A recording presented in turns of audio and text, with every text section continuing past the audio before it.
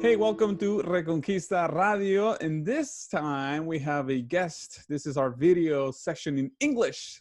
We've been wanting to branch out for a while. And I thought of many people that I want to invite over, and I will invite over. One person came to mind, Steve Cunningham from Sensus Fidelium. And the reason why I invited Steve is because he has an awesome channel. I often recommend it when I'm doing talks and interviews and people ask me about it, like, what channel can I visit? And I'll say, check out Sensus Fidelium. But anyway, so Steve is with us right now. How are you? Welcome. Not bad. Appreciate it. Well, thank you for having me. Hey, thanks for being over here. So in order for us, before we talk about Sensus Fidelium, what it is, and all these great things that you guys do, let us just go back a little bit and actually talk more about your origins. We want to get to know you a little bit better if we can. So tell us a little bit about your story. Like, where are you from right now? Like, where it all started? I was born in Florida, grew up in South Carolina, Cowpen, South Carolina, of all places. South Carolina is the second least Catholic state in the Union. Yes, very low. And I was in Cowpens. I think we were the only Catholic family in that town, which isn't a big town, but nonetheless, it's pretty, we were the only ones, probably. Yeah. So you're Catholic, from a Catholic, like cradle Catholic family? Yeah, mom was second generation Italian from Naples, and dad was a mutt. We traced his lineage all the way back to the Tennessee militia. Wow. So, yeah, mom's side of the family has only been here since the early 1900s. Dad's side has been here since at least the mid 1800s. So that's as far back as we could go. But yeah, dad was probably the first Catholic in his family when he converted before he died. Shoot, probably since, I don't know, a couple hundred years, maybe. I don't know. Yeah, he converted before he died. 1990, 2007. I can't believe I've time to think about that. But anyways, yeah. I mean, but then after that, he always told my brother and I to read. And before that, we worked. Dad was worked the AMF, and we helped out in the bowling center. So literally, I was working behind the bowling centers in the back, or cooking, or doing the front desk since I was 8, working on the machines, whatever. So. Yeah, when people say, "Hey, yeah, we're not working until like a 16," I'm going, "Shoot, I should have been collecting unemployment by now." But yes, we always like going with Dad and doing work, sweeping up the parking lot. Wasn't too jacked about that, but that's what we had kids for. Dad had kids for, really. It's the old joke: why you have a lot of kids so they can work out in the field. Yeah. So no, we were a sports family, and that's really all I cared about when we were growing up was. You see all the photos behind me. That back when I was growing up, it was Larry Bird and Michael Jordan, Magic Johnson, and baseball players from all over and things like that. So, yeah, we went to school. We went to mass, do our punch-in card. Went to mass, get communion, go to confession. Whenever I don't even remember back when I was small, but I only remember one sermon. That was Father said something about Mike Ditka of the Bears. And that was, most other times you're falling asleep. So yeah, we were Catholic, but we were, Catholic. Yeah, we weren't doing.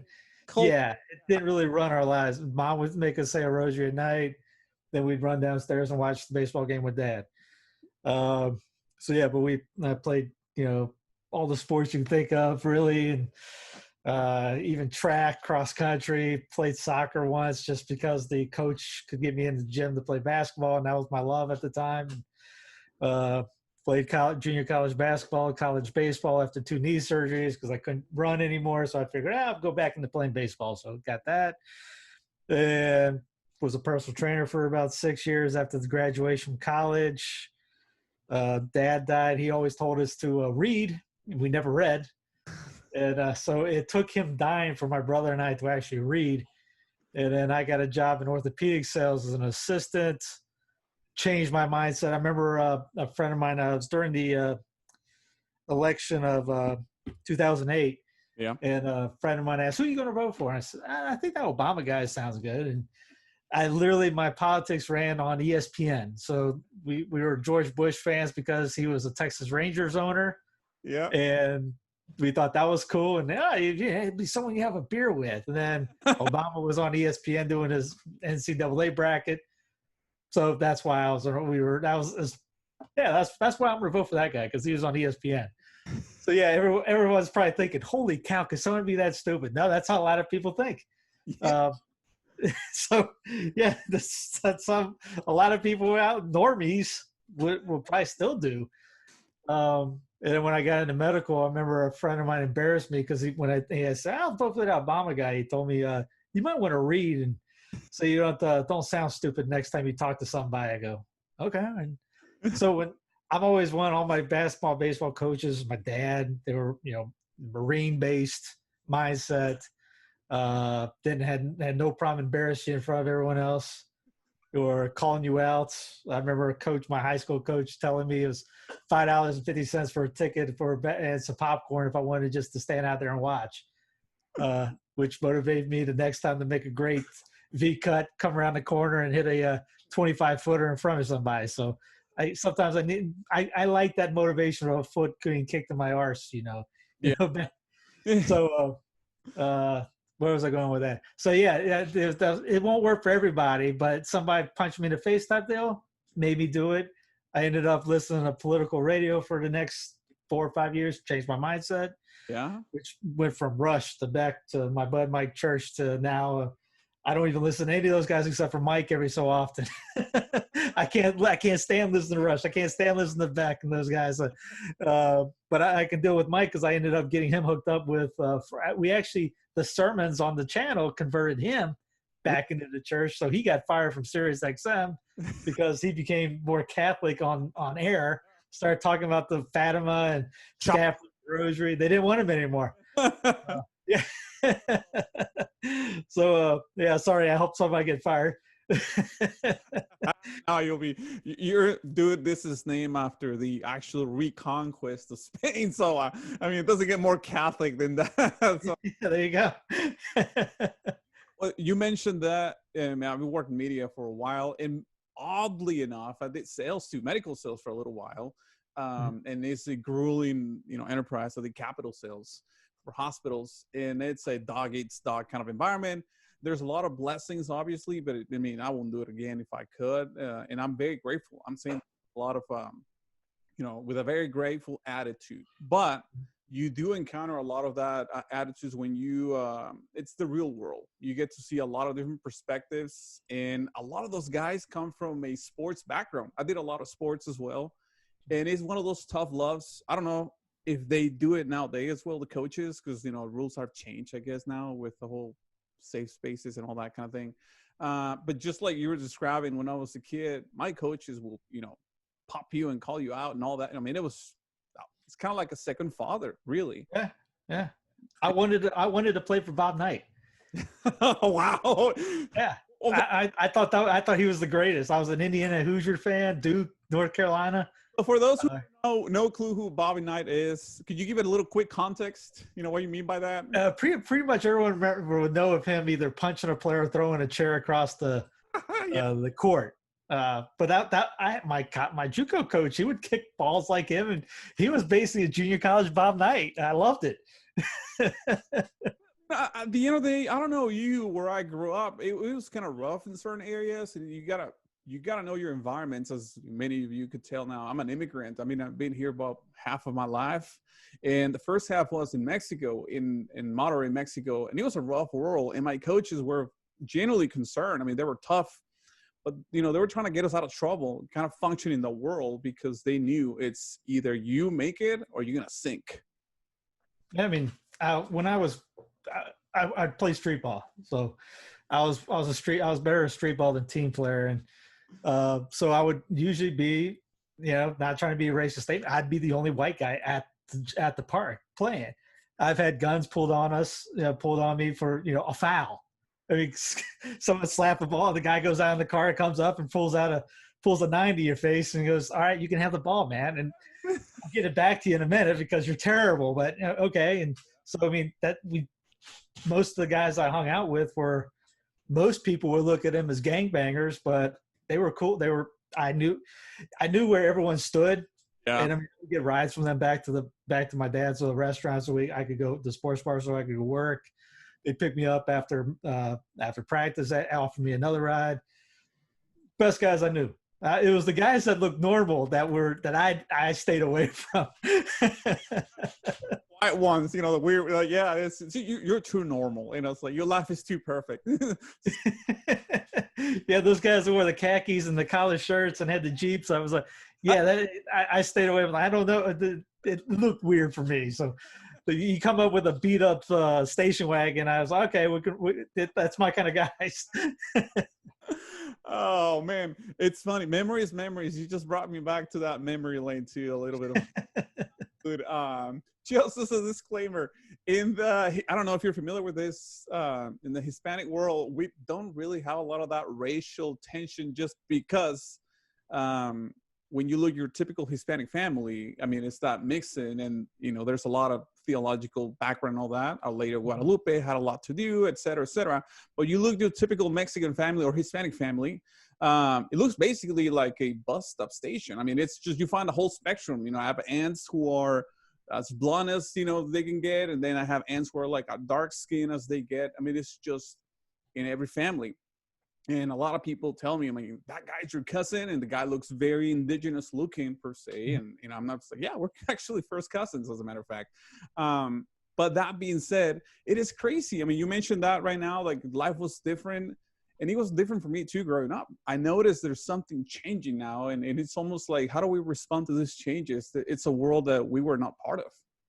Yeah, I mean, yeah, you still, I mean, you didn't do, obviously you didn't cross any lines like that. I mean, I get called honky or cracker all the time. It didn't bother me. I just knew I was going to make them look bad. A little skinny white kid about to score 30 on them in the street ball, when literally, I remember a 3-on-3 tournament, I picked two guys just so one could rebound, one could pass it to me. And I even had the referees talking smack to me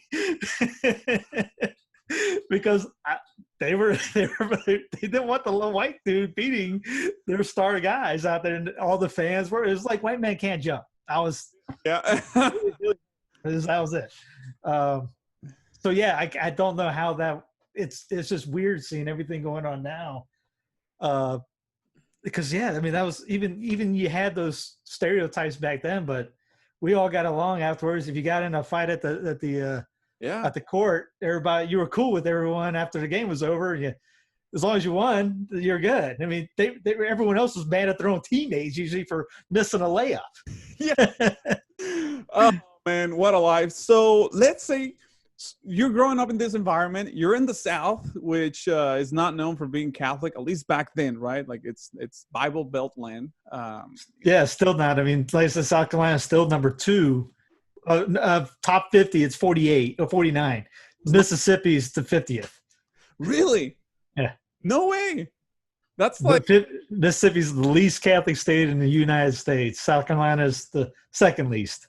Wow. You know the irony of this is that Spain actually settled there way before anybody, and it's still not. Yep.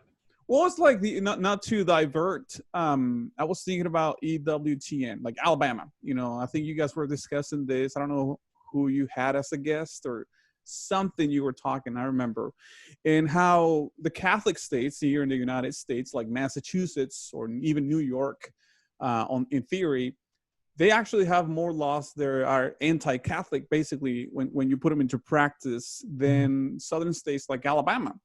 Mm-hmm. And you think about it, it's like Alabama, I mean, it's no disrespect. I love Alabama.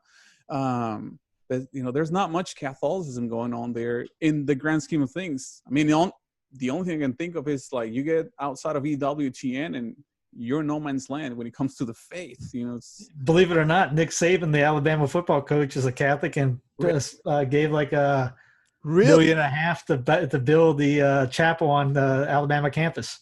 Wow. That's a shocker. I want to send a shout out to my good friend Bill Estes. He's a huge Alabama fan. Yeah.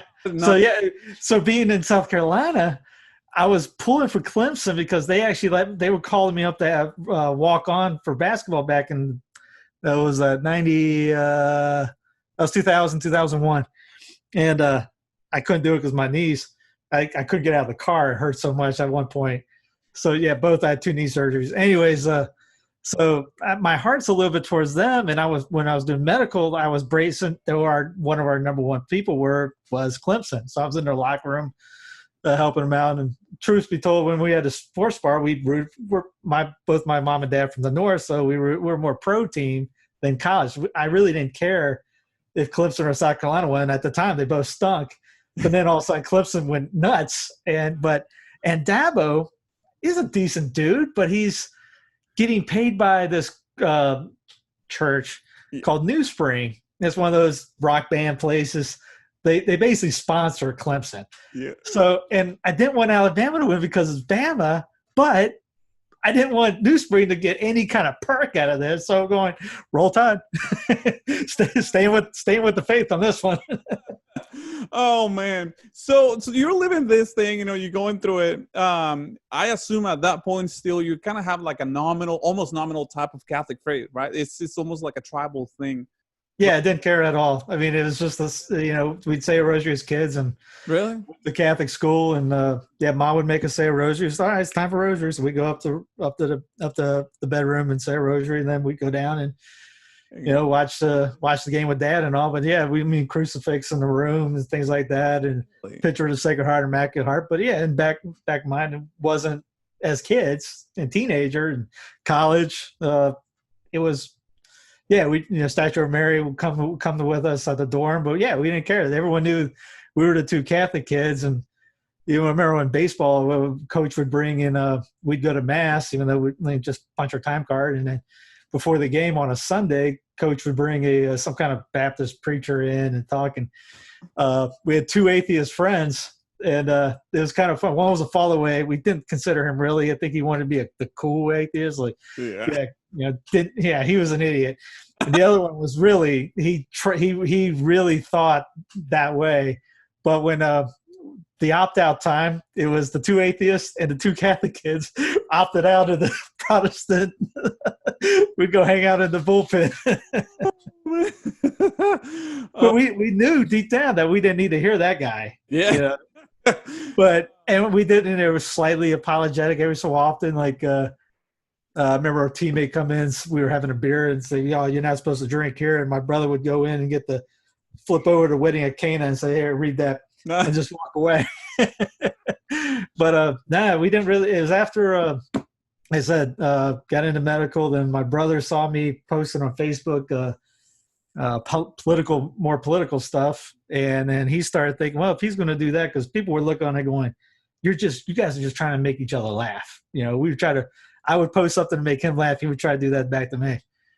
And then I started posting political, and then he goes, oh, if he's doing state stuff, I'll do church stuff. So for Lent, he started doing a saint of the day every day during Lent. And by the end of Lent, he was thinking he had a calling to the priesthood. So now he's a priest in Baltimore. Wow. But so he texted me up one time. It was back in October, 4 months after I got let off from medical. I'm going, now I got the experience. I'll get my own gig here in a little bit. They'll call me tomorrow for a territory. 4 months later, I'm still looking for work. And he texted me up, ignorance of Scripture is ignorance of Christ. And I would see his stuff online, and people would text me up, what's wrong with your brother? I go, I don't know, why don't you call him up and ask him yourself? And oh, he's so arrogant. He thinks the Catholic Church is the top thing. And I said, well, you consider yourself a Southeastern Conference fan. Is the SEC the best football conference or not? He goes, yes. I go, is that arrogant or truth? He goes, and I never heard back. And that was my first dib at apologetics on that one. But then I read Matthew, Mark, Luke, and John Monday, Wednesday, Tuesday, Thursday, text them up. All right, what's next? I didn't know about Mary Magdalene having 7 demons.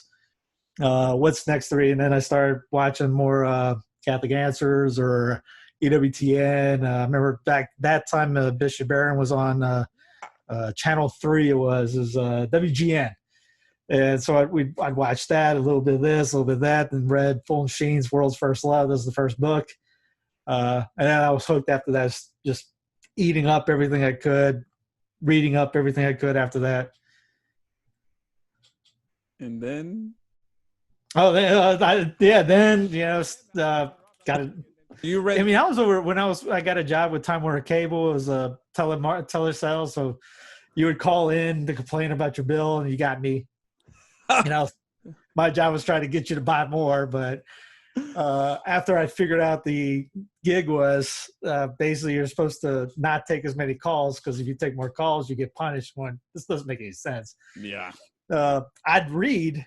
I remember reading. It was the Four Witnesses. There's four early church martyrs. Ignatius Press publishes it, and I had a DM from my supervisor, who we found out was illiterate.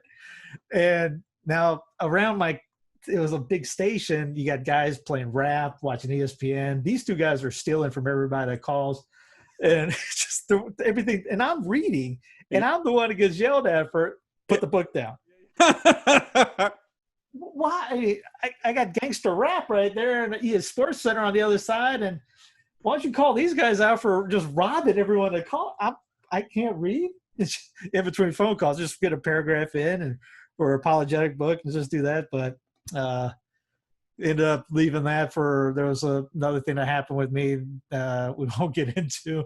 No, won't scandalize anybody. Just no, don't need to. Anyways, but ended up finding out these sermons online and started listening to those while I was working out at the house, and then couldn't afford a gym, so I just did the P90X at the house and put on a video of a sermon and then watch another one and watch another one. There was about 8 on YouTube at the time. And man, it just hooked me. I'm going, where did you get these? And then I found the website, and then I started listening to those repeatedly. And then Thomas Wood's EWTN episode on the How the Church Built Western Civilization. That was actually the first videos I posted on the YouTube channel, which at that time had just my nickname from College of Charleston on it. Had no intention of doing this.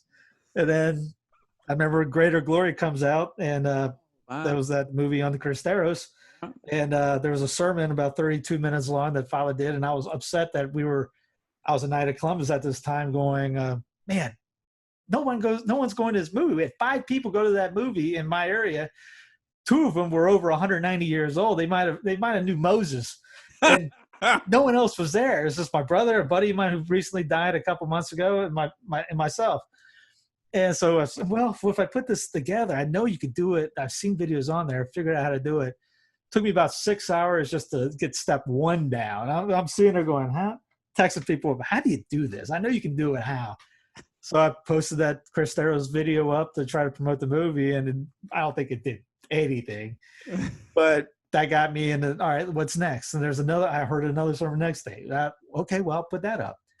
And I was back to the idea of if I learn anything from one of these things that maybe someone else won't know, and forget about it. I'll go ahead and put it up, see what happens. So what was that? That was about 2012. So every day since was at least one that I put together. So Wow. up to like 4,000 videos or something like that. I mean, 3 or 4 a day I can put up together now. And yeah. I mean, and for that, actually, I'm very grateful.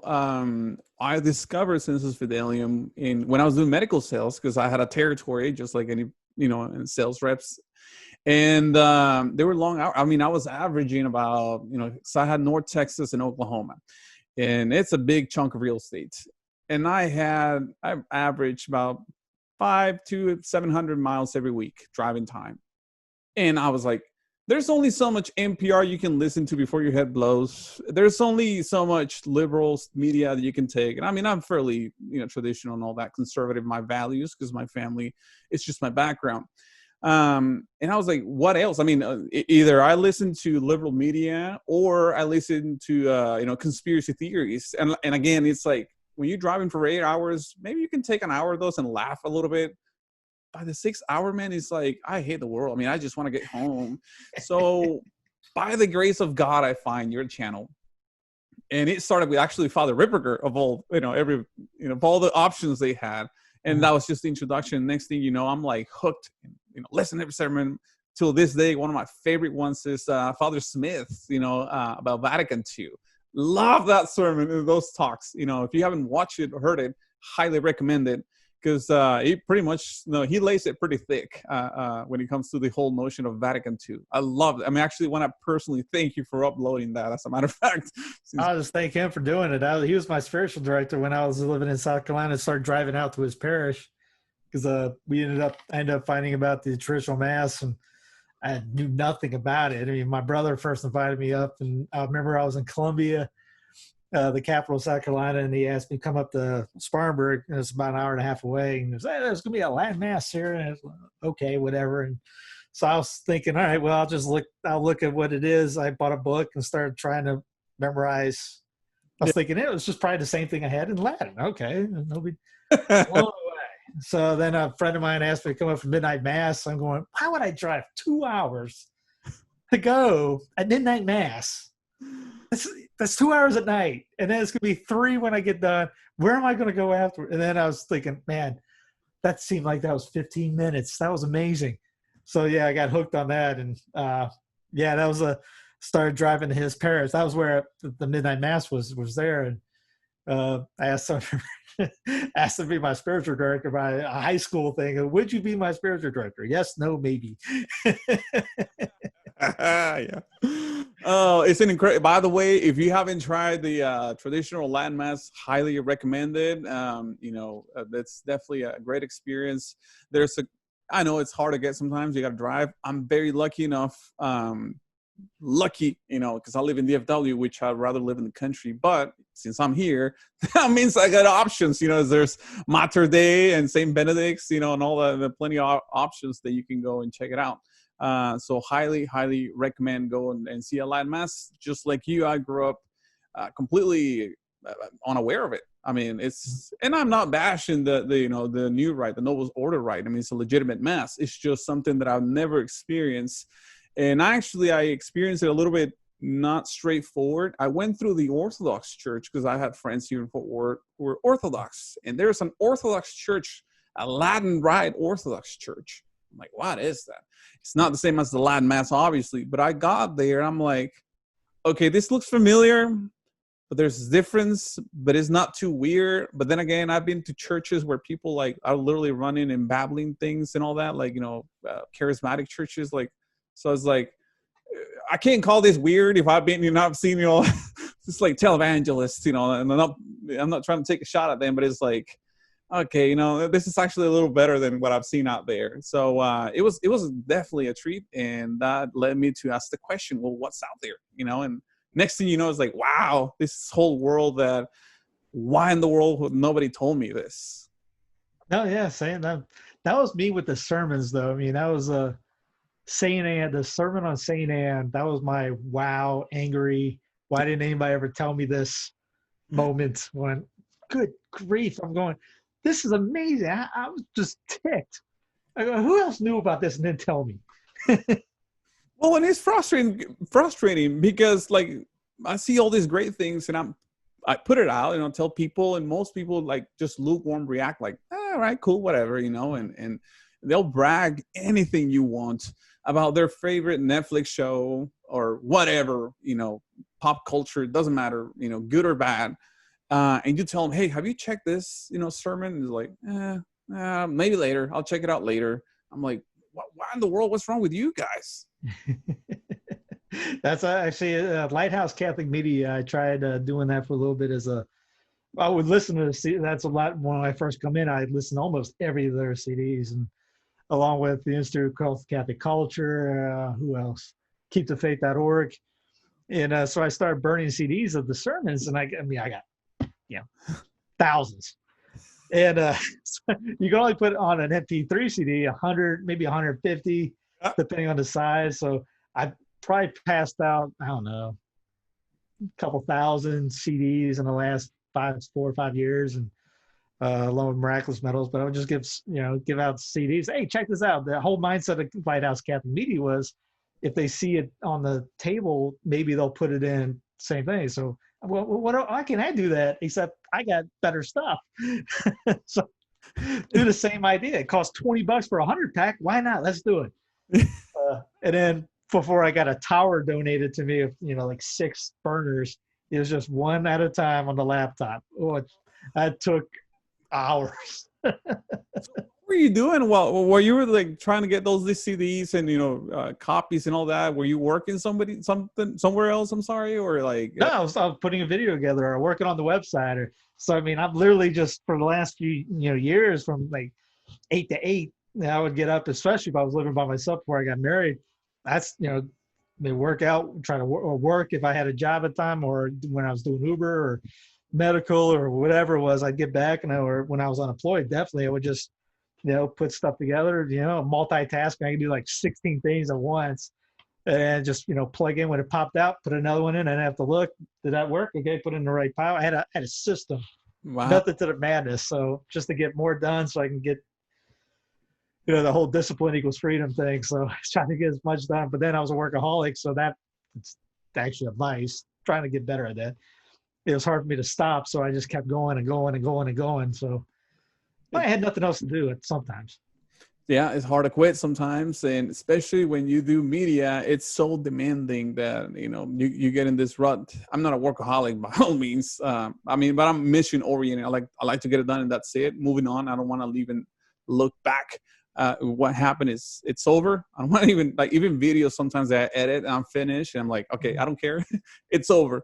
But so back to your doing this channel, and you're uploading videos, and life is changing. And the faith basically now is like burning within your heart, to borrow that term from the Gospels, right? Did you encounter, once you see God and you understand what's going on, did you encounter any difficulties? And if you so, like, personal difficulties, and how you overcame those things? Oh heck yeah! I mean, my brother texted me up when all the stuff was going on, saying when you don't get flack if you're not over the target. And yeah, I mean, I had the girlfriend I was dating at the time. She had nothing to do with me because I became Catholic. Friends don't talk to me anymore. All the guys I hung out at the bars and all that, which albeit, yeah, they were, it was the bar scene. And before then, I would hit up the regular ones like any other story you ever heard of from people that went to the bar. So I was out till 2, 3, 4 in the morning, and that was everyone knew me from the gym. And I got invited to soft openings because I was the trainer at the main gym in town, sitting next to Coach Spurrier with his back to me, and people coming up to going, "Hey, that's Coach Spurrier." I go, "Yeah, great. What's up, Coach? How you doing?" And I wasn't dressed to the nines. I'd wear my gym work attire. So yeah, it was those people. Yeah, they don't talk to me at all now. Kind of frustrating. One good friend of mine, who's the one that actually, kind of put the jab in my face about the Obama thing. His wife has actually started reading into the faith more, because I saw her on Facebook, and I sent one of the interviews I actually did with Eric Ibarra on Orthodoxy, because she was talking about Orthodoxy. She goes, "Yeah, I actually been looking at Catholicism and Orthodoxy, etc." I'm going, "Wow, that's a big step," because the last time we talked, I was living at his house before they got married, and she walked by the room I was in going, "Steve, your room's scary." I had a statue of St. Michael, a crucifix, Our Lady of Guadalupe, and a Sacred Heart photo.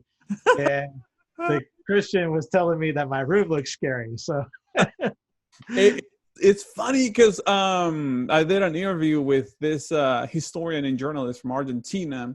When was it? About a week ago, 2 weeks ago, and he has a huge following. And I'm being interviewed about the state of affairs in America, and so I'm giving my input and all that. And I noticed one of the comments, it said basically, "Why does Luis have a crucifix?" This is like, it would be nice if you can take him off or something like that. They were complaining about the crucifix, and I noticed it's like I'm preaching to Dracula or something. I don't know. It's like, why does it bother them so much? But now I get it. As a Catholic, it makes sense. Plus, St. Paul obviously tells us we preach Christ crucified, among other things. But it's interesting to me how much it bothers people, non-Catholic people, when they see a crucifix. Oh yeah, or they're trying to tell you, you're not supposed to have, paintings or things like that in your room, or icons or idols. And I'm going, "Wait a minute, you got a tree painting in your living room? Come on." Well, I kid you not, I will not name this place, but there's once a church that I went, a Protestant church, and literally will not have any crucifix or the Virgin. Forget about the Virgin Mary. I mean, that's just a given. But like anything from the faith per se. But you know what? They will have a painting of General Lee. You know, things like that. And like I said, I have nothing against it. That's not the point. The point is like, wait a minute, you have something earthly, but you can't have anything like from divine. You know, it's like that. Yeah, I'd bust their chops about that too, because they had Coach Spurrier out, a statue of him outside his stadium. He named his kid after a baseball supply company. I'm going, come on, I think he got upset because a friend of mine asked me. I thought he was Christian. I go, no, he's not. Because I'm that type anymore to be like, no, what's Christianity is being Catholic. Well, back in those days, they were called adversaries. So. Oh, yeah. So I mean, it's tough love. I mean, and I go, come on, man, you got thick skin too. You play ball with guys I do too, and all of a sudden when you talk about religion, they get a little thin skin. So maybe it's stuck. I don't know. We'll see. It looks like it's moving somewhat. I mean, that's the thing when people come up to me and ask me something like that, because I've been doing the St. Paul Street team, and I don't beat around the bush. Really? When asked, I'll give them the right answer. Yeah, don't pound them in the head with a baseball bat or say something cruel to them, but I give it to them straight. And I gave it to him straight too. And he hasn't spoken to me really about maybe 5 times in the past 8 years. And that's a dude that used to talk to me about, I don't know, he sent 80 texts a day. Wow. Wow. It's like I had a friend back in the college days when I was in college. I didn't know this, and I was still a kind of a nominal Catholic. One of my best friends, he came from a Freemasonic lineage. Like he was a Freemason. I had no idea what it was. And the first thing I noticed that was weird was we're trying to pitch this show back in Mexico to this TV station.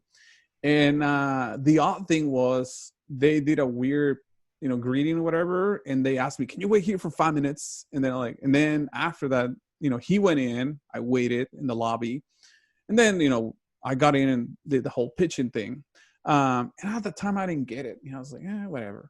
As I grew closer to my faith, to the Lord, I noticed there was a little separation, and now we rarely talk, and especially not about religion. It's funny how things work out. Yeah. And then we found out his dad was Freemason.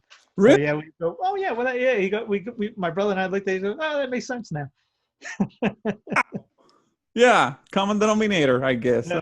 But yeah, I mean, I remember having this big family issue back then, and I would go to adoration every day, just to sit in the church, kneel down, just look, and just take it easy. And all my friends were going, why is he running to religion like this? It seems to be running away, and going, man, you guys don't get it. You guys talk a good game, but when it comes down to that, you guys, you haters. But all those guys, sadly, I rarely hear anything from those guys anymore. So now, I mean, and this is a great segue to this question. As we're moving forward right now, times are changing, and it's the obvious thing. Christianity in general, you can tell it's actually seen more and more like a nuisance for society. We're walking away from it. And Christianity, I mean, if I can actually be more specific, not just Christianity in general, I mean, specifically Catholicism is actually being seen more and more as a threat. People are walking away. They're kind of targeting a little bit more. How do we respond to those challenges in today's day and age, according to you? No, I'm reading Cahill's Framework of a Christian State, and I literally just opened up the page, chapter on liberalism yesterday or the day before, and it talked about how all those guys, Voltaire and all of them, they were focused. They didn't care about anybody else. Wanted Rome. They wanted to kill Rome. They wanted to do anything they could to destroy Rome, to destroy society. So yeah, I mean, I did a podcast with Athanasius Snyder, Bishop Athanasius Snyder, the other day, and the main reason was to get him to talk about the kingship of Christ and practical ways to just evangelize your area, because we're all about we look at the big picture all the time, which is terrifying if you look at, wow, how do we convert 7 billion people? Good luck. But how do you convert your neighborhood or city, county, things like that? There was a priest who had a god awful liturgy, but he had the best evangelistic idea I've ever seen from a priest. He had the map of his territory and everybody that lived on each street highlighted and assigned every parishioner. Like, it was basically like a battle plan. You go evangelize this street. You give out this, you give out these, you give out coupons, invite them into fish fry, whatever. He put a full page ad of apologetics in the free newspaper. He invited everybody could to come to mass. The problem was, it was one of those, welcome the Transfiguration Catholic Church. Here's your starting lineup for mass. Here's Susie. She has curls. She's cute. It's Susie. Yeah. I always joked about that when people start doing the starting lineup for a mass. Yeah, he's been your priest for the last 15 years. I don't know if you've forgotten his name. Here's Father Smiles. Deacon Bob is right next to him. And they come walking in. All right, now shake each other's hands. I'm going, oh, man. Oh, that's just looking, going, how do you, all that stuff you did was great until mass, you got the mass, and then you're going, why am I here? Man, you touched a nerve. And if I can interject very quickly, I love church. Don't get me wrong. I love mass, no matter what. I mean, it's a privilege. It's not a punishment. It's actually like a treat for me. There's two things that make me feel revigorized, like re-energized, is exercise and actually going to mass or prayer, like adoration or something, being in the temple. And I don't like ugly buildings or whatever. I'll take it. But one thing I can't stand, man, it's hard. And it's the whole greed. Turn to the next person to you and say hi and shake hands. And it doesn't matter where you go. I mean, I will go to Austin, see my parents for the weekend or whatever, and it's the same thing. And I'm like, oh, Lord. And here you are trying to smile.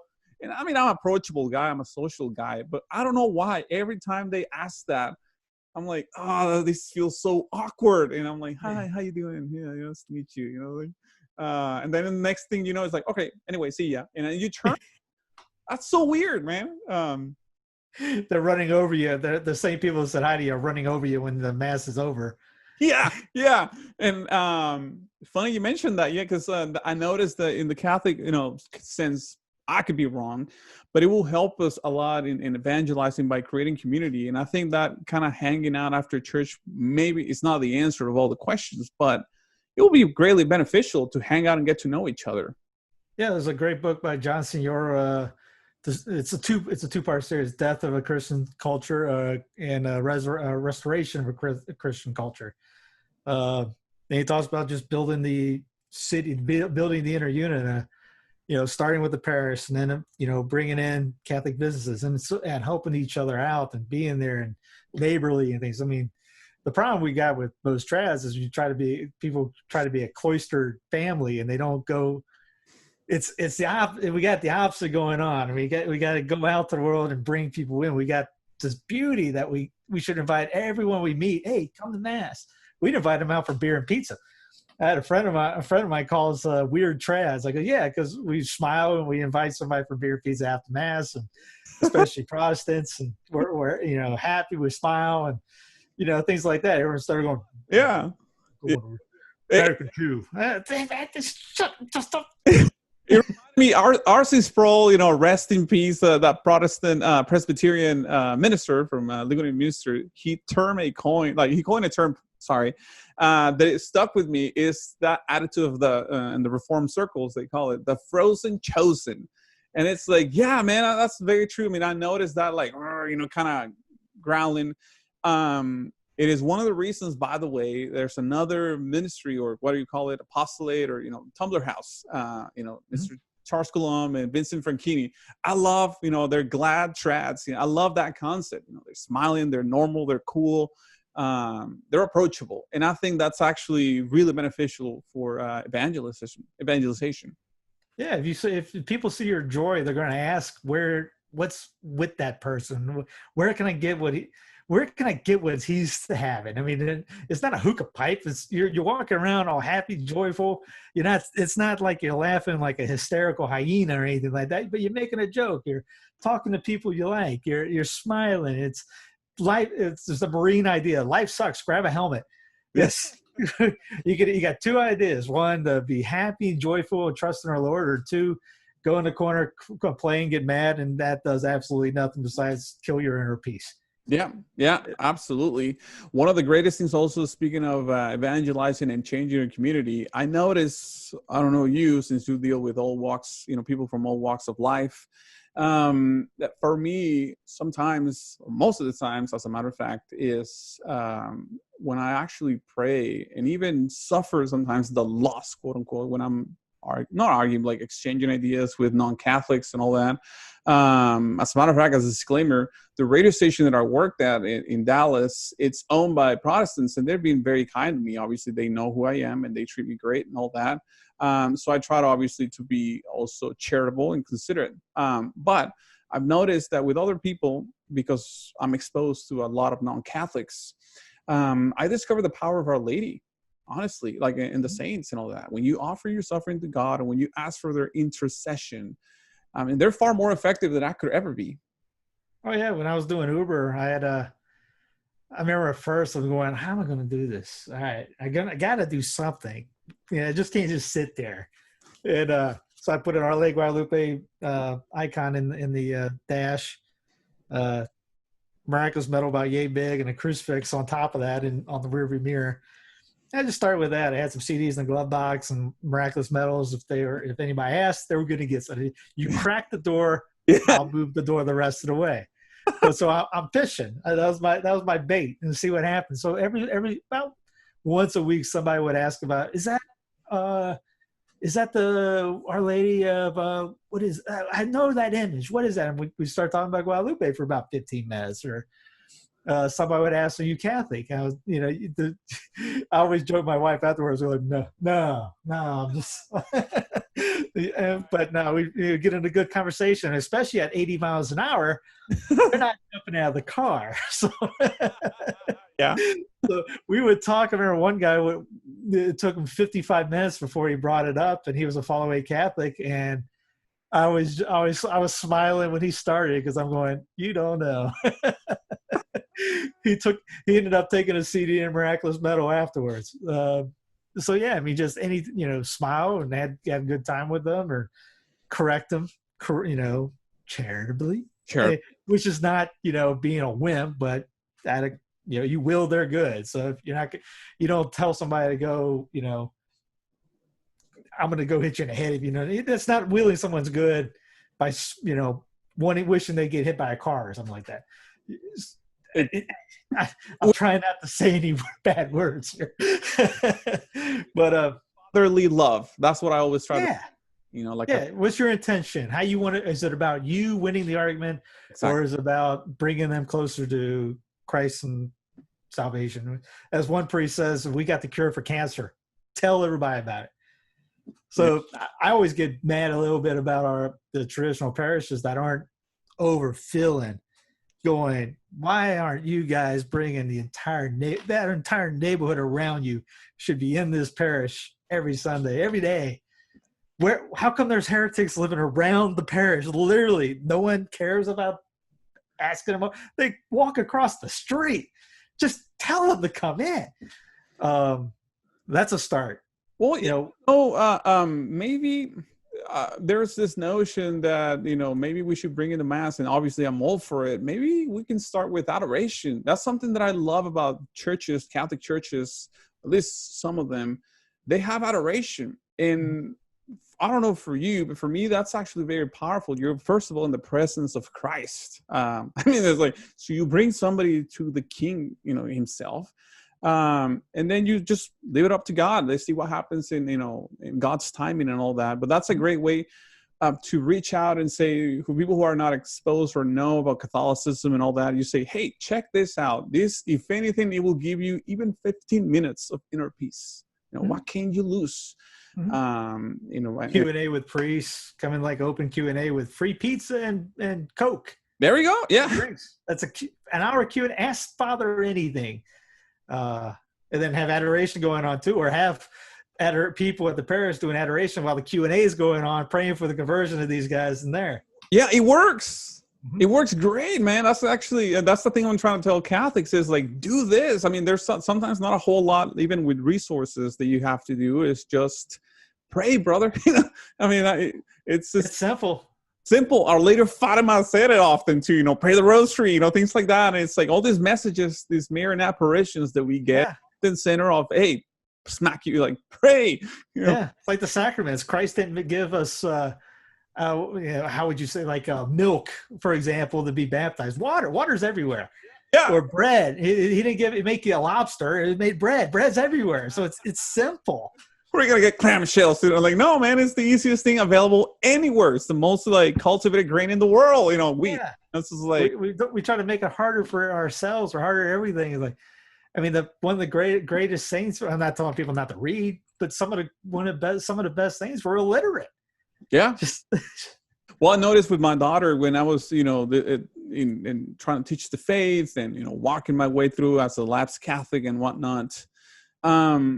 Often it was a situation where we're not financially doing very well at all. And I didn't have money to go to museums, and I'm not an art expert. I just know that I don't know enough, and I did not want that for my kids. Mm-hmm. So I'll take my daughter and we'll call churches, some Episcopalian churches at that time could not, I don't care. It's like, whatever they had stained glass windows. And it was basically my version of like, okay, I can't take you to a museum, like a nice museum or whatever, the one that's in Spain or London or whatever. But I can take you to see these stained glass windows and these beautiful sculptures. And my daughter will perceive those and immediately will start drawing, conclusions and asking. We're talking about, she was a toddler. I mean, basic things, but she will get it. And it struck me because it's like, yeah, back in the day, most people were illiterate. So whenever you had a copy of the Bible, that was kind of hard to come by. So how are you going to teach the gospel? There we go. Right. Yeah. There's the gospel brought out by the Son. I think it was, there's that book, Ugliest Sin by, I forget his name right now. It's over there if I can read. I can't read. Anyways, he brings out the background of the stained glass, and he's got some great quotes on that. I think one of them was the gospel. You need the sunlight to bring out the beauty. Yeah. You can only see it from within inside the church too. Yeah. You have to get in. Yeah. I thought that, I never even thought about that too. So, wow, yeah, he's right. You got to actually be inside it to see all the gorgeousness from what the sun created from that glass. So you think, I know as you're evangelist and all that, what do you think about other practices like spiritual retreats? Have you done any of those? I need to. It used to be I don't think it was mandatory. I think it was mandatory every 5 years, or is that something? I did a podcast with Father Jambon on that topic on St. Ignatius retreat. And I want to say it wasn't mandatory every year. I thought it was for laymen. I think it is for clerics, but I need to. Father Buckley still does it every year in New Jersey and Nebraska, and I've been meaning to go. I just haven't done it yet. And no, I think everyone should go, or at least, as Father Jambon recommended, if you can't go to one, at least get the book by Ignatius on the retreats itself, and then take a few days and get out of it and just start, doing, reading the meditations or doing the exercises. I mean, yeah. But yeah, I just need to step away a little bit. Something when I lived at the beach, when I went to college at Charleston for baseball down there, and I would go to the beach just to sit on the rocks and just listen. But then again, I wasn't where I am now, so that I haven't been back since. But I know if I go down now and did the exact same thing, my mindset would be a lot different. Yeah, things change, and that's the thing I noticed, that when you're trying to pick up on certain things, they only live one certain period of time, and that's it. And that's why you enjoy it and praise him, and then you move on. So one more thing before you jump into very quickly to Sensus Fidelium. What's one of the favorite, or if somebody has to do one devotion, what would you recommend them? Like, what has worked for you? Of all the things that are there available, what will be your choice? Gotta go with the rosary. I got too many photos of Our Lady looking at me right now. It's like, you better save this. Oh. I mean, how many was it? What was the atheist? I just forgot his name. In Our Lady of Pompeii, Blessed Bartolo Longo. Yeah. You read the stories like that, or Miraculous Medal and Claude Newman, or the conversion of Alphonse Ratsborough, and I mean, just having the Miraculous Medal, you do nothing. All you have to do is wear it. And obviously, it's not a superstition. Anything you believe in what's going on and what the prayer is, so you should be all in anyways. But that's simple. Yeah, and it's great. It works wonders. I've literally seen guys being delivered from vices. Obviously, I won't name him, but the guys who started devotions in the rosary, and they said, like, dude, I don't struggle with this. I mean, I tried everything. I tried therapy, psychology, you name it. I mean, nothing works. Vices even, like, and finally I started doing the rosary, and I'll give you a Miraculous Medal story. I was in Jamaica with some friends, and there was a hand palm reader literally 8-10 feet away, free. And this is before I was starting to come in, but I was in, but I was still at the I was really just beginning coming back, and I knew it was bad, and I already had a few drinks in, and I was thinking, all right, well, what the heck? I'll just go over there. Why not? I always thought about it at the time. And I took one step that way and got pulled back on my right shoulder, spun me around, and I did like a 270. And I went right. I'll get another drink. I forget about that. I'll just get another. Didn't think about it and there was nobody behind me. But I got literally turned around. I was, I'm 200 pounds at a time. Man. Oh. Personal trainer. I'm repping out 225 like it's nothing for me. 100-pound reps on dumbbells, things like that. So it wasn't just, my 130 days. I got pulled around, turned that way, and I was like, okay. A couple months later, I'm reading a little bit more, and then I move into another place, and I'm listening to Father Isaac talk about, I think it was the 4 last things, and he brought up the Miraculous Medal in there, and that immediately, that day, I went right back to that day, and just the hair stood up on my arm, going, that was it.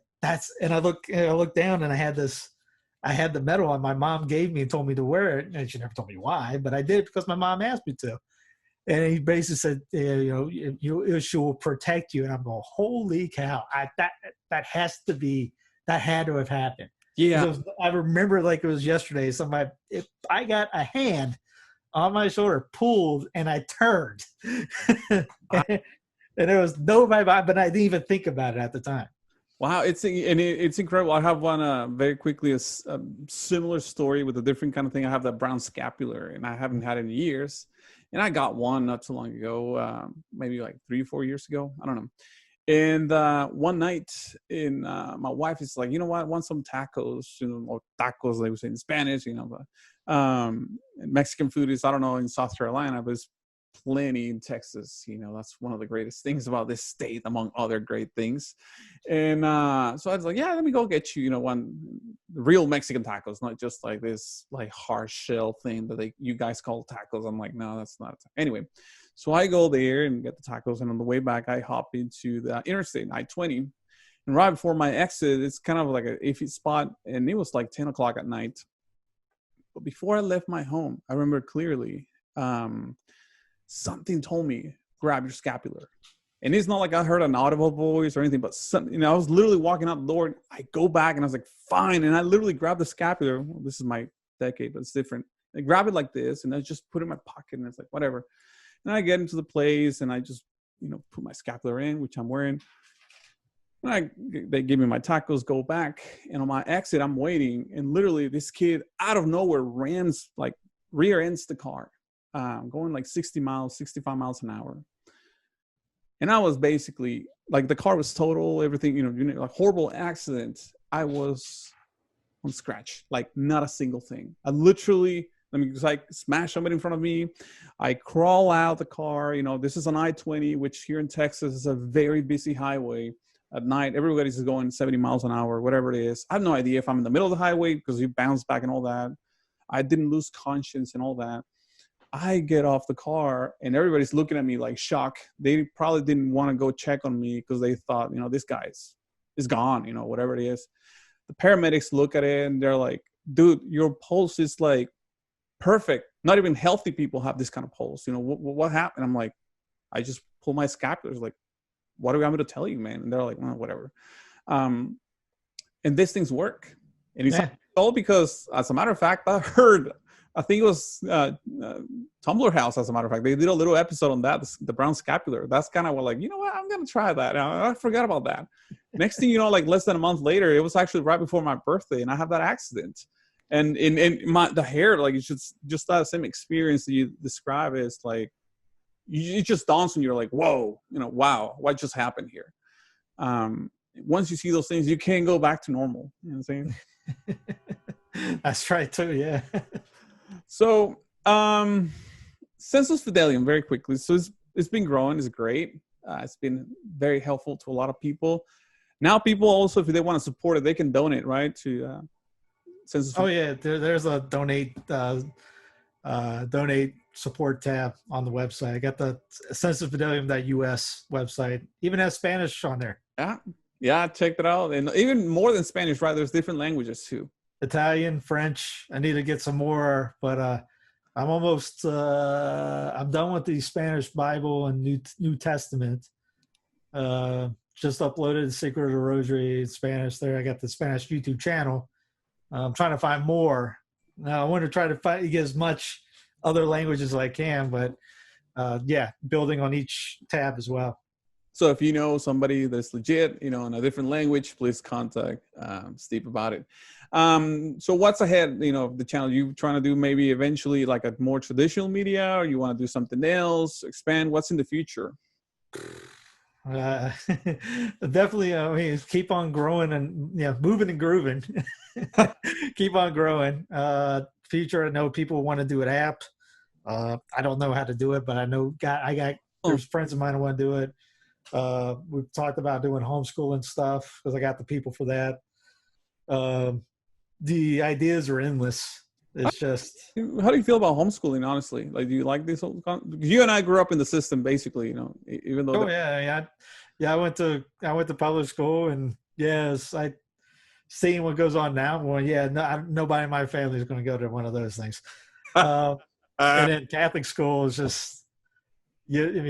You're basically paying for public school education. So it's not even it's worse actually. The wife's on board and doing homeschooling. My sister's doing that for her kids. I'm all for it. Plus, I know there's great resources to use for history, Latin. I got a good friend of mine that's fluent in 6 different languages. Wow. I got a biology teacher. So it's an idea. Which a buddy of mine's talking to another group to see about joining forces on that. It's fine with me because it's just you're looking at the entire guy that does all the website and this, and I don't know anything. So I love for him to say we'll take care of it. Go.